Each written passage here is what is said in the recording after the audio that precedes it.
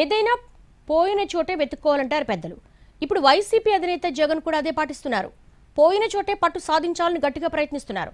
గతంలో ఎలాంటి తప్పులు జరిగాయో తెలుసుకుని వాటిని సరిదిద్దే పనిలో పడ్డారు. అందులో భాగంగానే ఉమ్మడి ఉభయ గోదావరి జిల్లాలపై గురిపెట్టారు వైసీపీ అధినేత. ఏపీ రాజకీయాలను ఎలాంటి మలుపు తిప్పాలన్నా అది ఉమ్మడి ఉభయ గోదావరి జిల్లాల వల్లే సాధ్యమవుతుంది. ఉభయ గోదావరి జిల్లాలో పట్టు సాధించకపోతే అధికారంలోకి రావడం సాధ్యం కాదు. ఆ సంగతి వైసీపీ అధినాయకత్వానికి బాగా తెలుసు. అందుకే ఆ జిల్లాల విషయంలో ఇప్పటివరకు వ్యూహాత్మక మౌనం పాటించిన వైసీపీ అధినేత జగన్ తన వ్యూహాన్ని సైలెంట్గా అమలు చేయడం మొదలుపెట్టారు. గత ఎన్నికల్లో ఓటమి తర్వాత అటు రాయలసీమ, ఇటు ఉత్తరాంధ్రతో పాటు గుంటూరు, కృష్ణా, ప్రకాశం, నెల్లూరు జిల్లాలను ఏదో ఒక కారణంతో టచ్ చేసి పార్టీ తరఫున నిరసనలు, పరిశీలనలు, పరామర్శలకు వెళ్లిన జగన్ ఇంతవరకు ఉభయ గోదావరి జిల్లాలో ఏ కార్యక్రమానికి కూడా హాజరు కాలేదు. దీనికి బలమైన కారణాలే ఉండొచ్చన్న అభిప్రాయాలున్నాయి.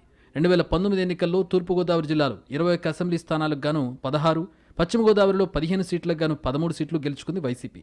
అయితే 2024 ఎన్నికల్లో బోణి కూడా చేయలేక చతికిలబడింది. మొత్తం 36 అసెంబ్లీ, 5 పార్లమెంట్ నియోజకవర్గాలు కలిగి ఉన్న అతిపెద్ద రీజియన్లో వైసీపీ పటిష్టంగా ఉంటేనే వచ్చే ఎన్నికల్లో గట్టిగా కొట్టగలమన్న లెక్కకొచ్చారు జగన్. అందుకే గత వారం నుంచి ఉమ్మడి ఉభయ గోదావరి జిల్లాల్లోని నియోజకవర్గాల నేతలతో సమీక్షా సమావేశాలు మొదలుపెట్టారు జగన్.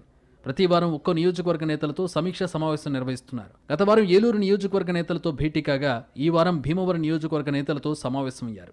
2 జిల్లాల్లో పార్టీకి ఒక్క సీటు కూడా రాకపోవడం, అనేక మంది నేతలు పార్టీని వీడడంతో నిరాశలో ఉన్న క్యాడర్ బూస్ట్ ఇవ్వాలని జగన్ భావిస్తున్నారు. ఈ మధ్యనే కాపు ఉద్యమ నేత ముద్రగడ పద్మనాభం, ఆయన కుమారుడు గిరి జగన్ను కలిశారు. గోదావరి జిల్లాలో పార్టీ బలోపేతంపై చర్చించారు. జగన్ కూడా ముద్రగడను పూర్తిగా పార్టీ కార్యక్రమాల్లో ఇన్వాల్వ్ అయ్యేలా యాక్షన్ ప్లాన్ రెడీ చేశారని పార్టీ నేతలు అంటున్నారు.